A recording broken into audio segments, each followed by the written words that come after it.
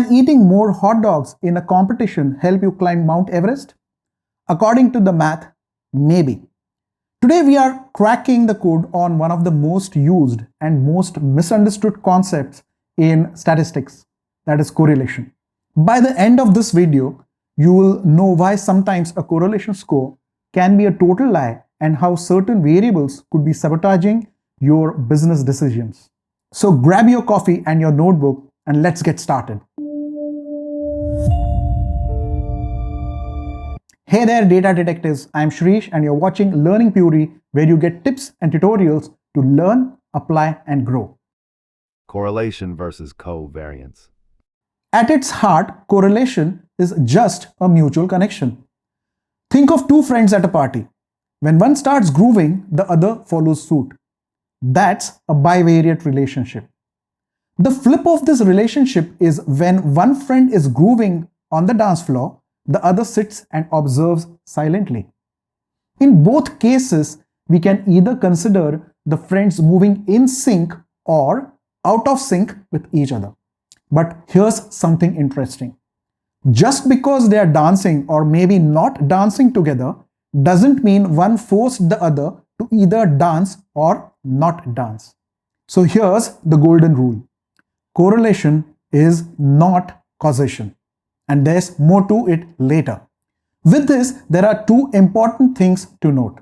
First, relationship is bivariate or between two entities.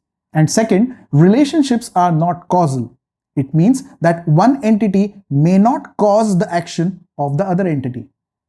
Something sounds familiar, right? We had measured this sync mentioned earlier using covariance. Remember, we dealt with covariance in the early video? If not, I would urge you to watch it later to get supercharged. Moving on, Pearson's correlation is a better measure than covariance.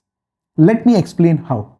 In the example on sales data where we changed the units from thousands to the actual number, we saw that the covariance figure exploded 1,000 times.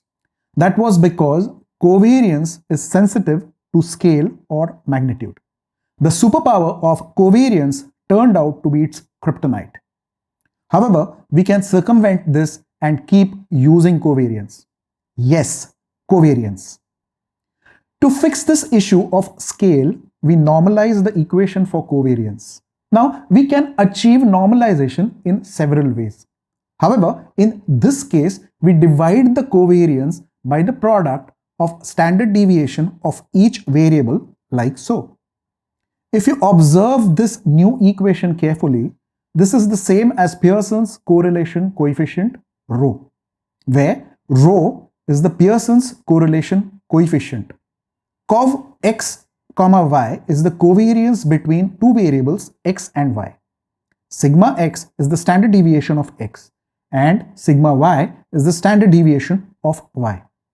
The correlation computed on the same data with sales represented in $1,000 as well as in actual numbers is the same, that is 0.98753. Yay! We just found a way to retain the powerful covariance measure. Just that now it's called Pearson's correlation coefficient. And it is no longer affected by the magnitude of the measurement. Pearson's is just a rescaled version of covariance effective in interpreting relationships. If you want to get all nerdy, then look up this video on correlation. For a mutually beneficial connection, do not forget to like, subscribe and hit the bell button. Alright, let's pump it up to the next level. Pearson's drop. Now that we have a savior, let's look at this data set on sales versus ad spending. We get a high score on Pearson's correlation. But wait, what's this? We have an exponentially increasing curve. Well, that's a problem since Pearson's works only on linear relationships or straight lines. So what's wrong with this relationship? The relationship we see in this graph is a monotonic relationship. It moves in one direction, increasing or decreasing, but it's not a straight line. Hence, the interpretation of this relationship fails and does not tell you the whole story. The fix for this problem is Spearman's ranked correlation. It looks at the order of the data rather than the raw data. Apart from Spearman's correlation, we can also employ the maximal information coefficient to study and interpret monotonic and non-linear relationships. The computed value for Spearman's rank correlation and maximal information coefficient on the data using Python is a high value of 1 for Spearman's rank correlation coefficient and a similarly high value close to 1 for MIC. It further corroborates that the dataset is monotonic and non-linearly related. We need a dedicated video to know more about Spearman's correlation and maximal information coefficient. So let me know in the comments if you want it. Correlation, not causation. Alright, moving on. Remember, we started by claiming eating hot dogs in a competition can help you scale Mount Everest. Well, here's the data. In this chart, we have the number of successful climbers atop Mount Everest versus the number of hot dogs consumed by hot dog eating competition champions in a specific location across the years from 1979 to 2012. We see that both line charts largely mirror each other. If correlation was implying causation, then by that logic, to scale Mount Everest, we need to be simply winning a hot dog eating competition, right? Now that sounds preposterous, doesn't it? In this chart, Pearson's correlation coefficient equals 0.926 and the values for maximal information coefficient and Spearman's rank correlation coefficient equals 0.918 and 0.909 respectively. These are high values close to 1. Further, we observe an exponentially increasing relationship between the two variables. This indicates a high level of nonlinear correlation between the two. Therefore, it would logically follow that one causes the other. However, if we let basic common sense prevail, one can easily deduce that these two activities have taken place several miles away from each other. Moreover, in fact, none of the Mount Everest summiters was a hot dog eating champion. So, there was no way one could have affected the other by several miles.